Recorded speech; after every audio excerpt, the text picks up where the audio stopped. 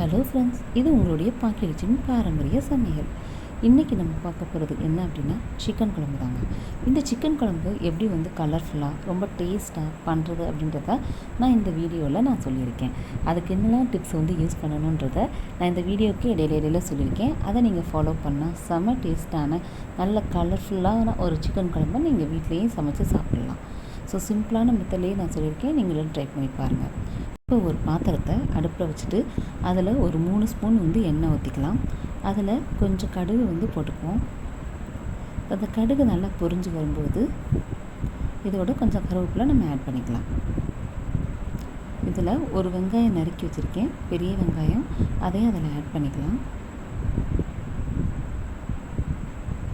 இப்போ இதை நல்லா வதக்கணும். இந்த வதக்கிற சமயத்துலேயே நம்ம சில ப்ரிப்பரேஷன்லாம் பண்ணி வச்சுக்குவோம். இது கூட கொஞ்சோண்டு இஞ்சி பூண்டு பேஸ்ட்டையும் நம்ம ஆட் பண்ணிக்கலாம். இப்போ இஞ்சி பூண்டோடு சேர்த்து அந்த வெங்காயத்தையும் நல்லா வதக்கிக்குவோம். இப்போ இதில் ஒரு 3 தக்காளி நான் எடுத்திருக்கேன். அந்த 3 தக்காளியோட கொஞ்சோண்டு மிளகு, 3 ஏலக்காய், ஒரு பச்சை மிளகாய், இதை போட்டு நல்லா மையாக நல்லா நைஸாக அரைச்சி எடுத்துக்கிறோம். இதுதான் அந்த சிக்கன் குழம்புக்கு நல்லா கலர் கொடுக்கறதுக்கு யூஸ் ஆகும். ஸோ இந்த மாதிரி நல்லா அரைச்சி விழுதாக எடுத்துக்கலாம். இதுக்கப்புறம் ஒரு சில்லு தேங்காய் சில்லு எடுத்து அதையும் அரைச்சி தனியாக வச்சுருக்கேன். இப்போ ஓரளவுக்கு வெங்காயம் இஞ்சி பூண்டோடு சேர்த்து நல்லா வதங்கி வந்துட்டுருக்கு. இது இந்த நல்லா வதங்கி பச்சை வாசம் போகிற வரைக்கும் நம்ம வதக்கியிருக்கணும். இப்போ இந்த சமயத்தில் ஒரு தக்காளி அதோட ஆட் பண்ணிக்கலாம். இந்த தக்காளியும் இதோட வெங்காயம் இஞ்சி பூண்டோடு சேர்த்து நல்லா வதங்கணும். இது நல்லா வதங்கி வரும்போது இதோட நம்ம அரைச்சி வச்ச அந்த விழுதையும் அதில் சேர்த்துக்கலாம்.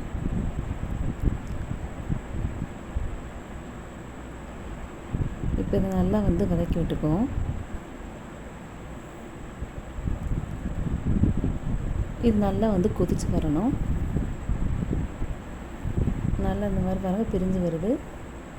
இதில் நம்ம வாசனைக்கு தேவையான பொருட்களான பிரிஞ்சி இலை, கொஞ்சோண்டு சோம்பு, ஒரு பட்டை, ஒரு பூவு, இதில் கொஞ்சம் கிராம்பு, இதெல்லாமே நான் எடுத்து வச்சுருக்கேன். இதெல்லாமே ஆட் பண்ணிக்கலாம். இதை நம்ம ஸ்டார்டிங்கில் எண்ணெயை காய வைக்கும் போதும் போடலாம். சம்டைம்ஸ் நம்ம இந்த மாதிரி போட்டோம்னாலும் நல்லா தான் இருக்கும். நீங்கள் ட்ரை பண்ணி பாருங்கள்.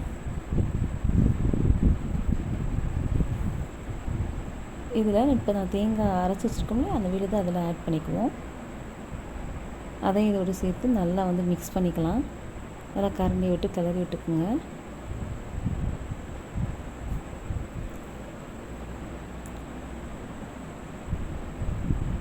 இதில் கொஞ்சோன்னு ஒரு அரை ஸ்பூன் மல்லிப்பொடி சேர்த்துருக்கேன்.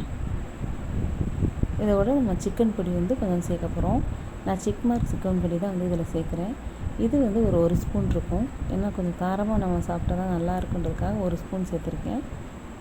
உங்கள்கிட்ட சிக்கன் 65 பொடி இருந்துச்சுன்னா நீங்கள் அதை கூட நீங்கள் இதில் யூஸ் பண்ணலாம். டேஸ்ட்டாக இருக்கும். ஏன்னா நம்ம சிக்கன் 65 யூஸ் பண்ணும்போது அது நல்லா ரெட்டிஷாக இருக்கும். ஏற்கனவே நம்ம தக்காளி வேறு அரைச்சி ஊற்றிருக்கோமா, அதனால் அந்த குழம்பு நல்லா நல்லா ரெட்டிஷாக இருக்கும். இப்போ நான் அதில் கொஞ்சம் 1/4 கிலோவுக்கு மேலேயே கறி எடுத்து வச்சுருக்கேன். சிக்கன் எடுத்து வச்சுருக்கேன். அதை அதில் ஆட் பண்ணிவிட்டு தேவையான அளவு தண்ணி ஊற்றிக்கலாம். நான் அதை தேங்காய் அரைச்சி அந்த மிக்ஸி ஜாரில் இருந்த தண்ணியை அதில் சேர்த்து ஊற்றிருக்கேன். இதில் ஒரு பீஸ், அதாவது ஒரு உருளைக்கிழங்கு, குட்டியான உருளைக்கிழங்கு நறுக்கி போட்டுக்கோம். இப்போ இதில் தேவையான அளவு உப்பு ஆட் பண்ணிக்கலாம். இதோட தேவையான அளவுக்கு மல்லி இலையும் ஆட் பண்ணிக்குவோம்.